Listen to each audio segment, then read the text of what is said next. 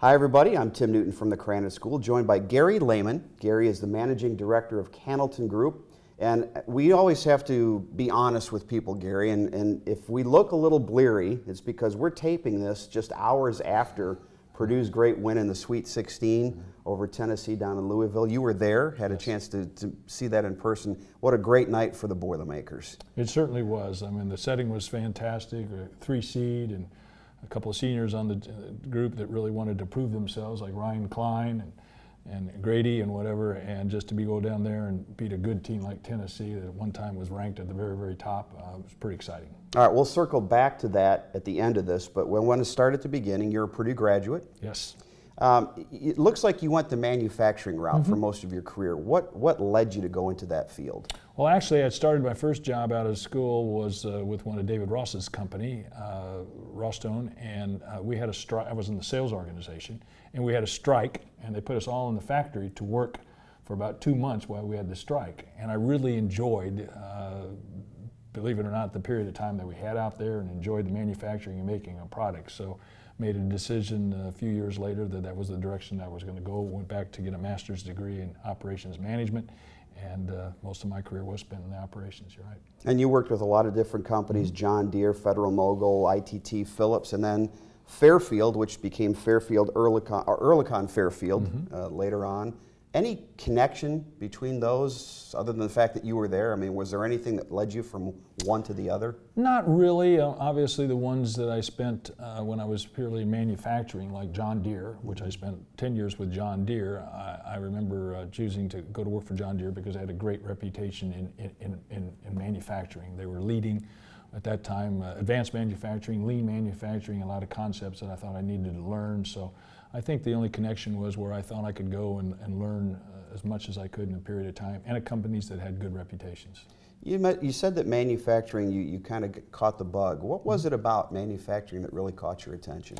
Well, I think first of all, the challenges of working with a wide range of individuals was always fun. I mean, obviously you have your so-called blue-collar workers out in the factory that you have to relate to. You had executives all the way up the ladder that are interested in operations. And I felt like, a lot of factories around, so if you like to, move around some, if you wanted to leave and go someplace else, there was always a factory that perhaps somebody would let you run, and so it gave me some, flexibility that I think I really enjoyed. How did Purdue and Krannert help prepare you for those jobs? In a huge way, and I really believe that probably my association with Purdue and with Krannert probably has had the greatest impact on my professional development, my career, other than my family, of any entity. And I think it did a number of things. First of all, it gave some academic credibility to my record. People say, "Oh, you're from Purdue, you must know what you're doing."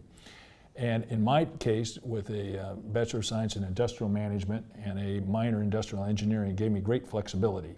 I wasn't certainly a pure engineer, only had 2 years of engineering and got a minor in the IE. I had business courses, so I was able to, and I spent 10 years with John Deere as an industrial engineer, but then I also did other things in the more general business side, did some M&A activities and did some other things that I think Purdue prepared me for and allowed other people to have some confidence that maybe I could do things other than just pure engineering. One of the things I've noticed throughout your career, Gary, you've always been involved in your local community. Why has that been so important to you? Well, I think 2 things. First of all, because I enjoy it.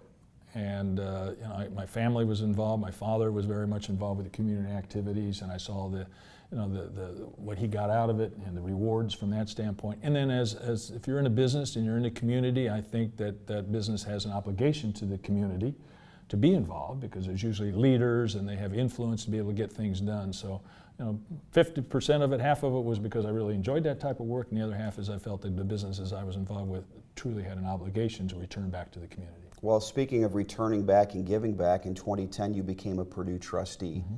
A lot of people don't understand what exactly a Purdue trustee does. Can you summarize what the role of the board is? Well, you've got the legal role, and then you've got the actual practical role of what we actually do. The legal role is the Board of Trustees is, in our case, and state universities in the state of Indiana, is the responsible board for governing the university. So we have the responsibility of hiring the president of the university and evaluating his or her position and job, and we approve all the funding and the tuition increases. So basically, that is the governing body, like the board of directors of any corporation.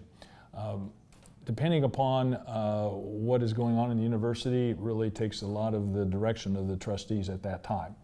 As you can tell now, a lot of the work that we're doing here is expansion, physical facilities. You look up State Street and you see all the building that's going on. So we spend a lot of time working on those details of the expansion.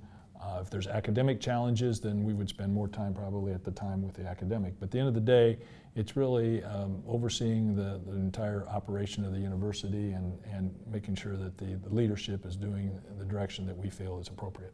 You mentioned the leadership. You were part of the committee that brought Mitch Daniels in. At the time, it was I think an unusual pick. You don't see a lot of non-academic presidents, although we're seeing more and more.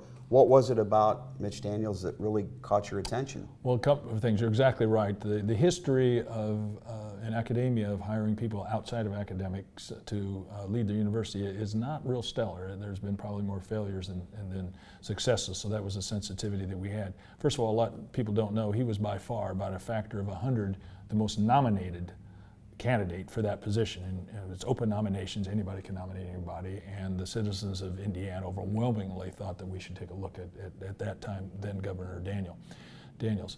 The number one criteria that we had for the next president was leadership qualities. We felt that it was extremely important. The university was sound, always has been sound. We've had good leaders before President Daniels, and so we felt that leadership was important to continue that. Plus, we felt like we were right at the verge of being able to take the university to another level, and that was going to require some strong leadership. It wasn't just status quo leadership. And what we saw in then Governor Daniels, we felt, because he had done a lot of different things to the state of Indiana and helped them in different ways, was his greatest strength.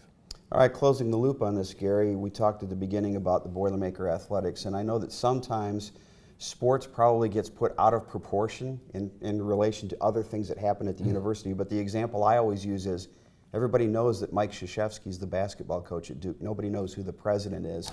It is the front porch of your university, and so it is a place where a lot of people see inside the place. Yes, you're exactly right, and whether you like it or not, most of us really enjoy sports. It is something that each university and the alumni and the citizens of Indiana take pride when the sports programs are doing well. And so that's very, very important. What we look for is a balance.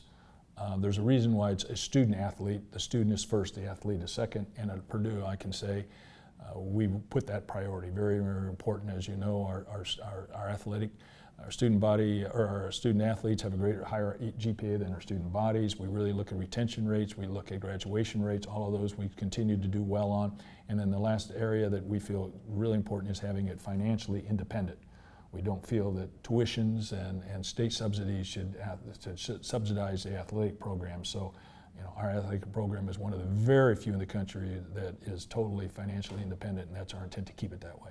Gary, we appreciate you coming and sharing your wisdom today with our students. We'll leave you some voice, so you got a little bit left for the regional final tomorrow. Thanks, Tim. I appreciate it. Good talking to you always. All right. For Gary Lehman, this is Tim Newton.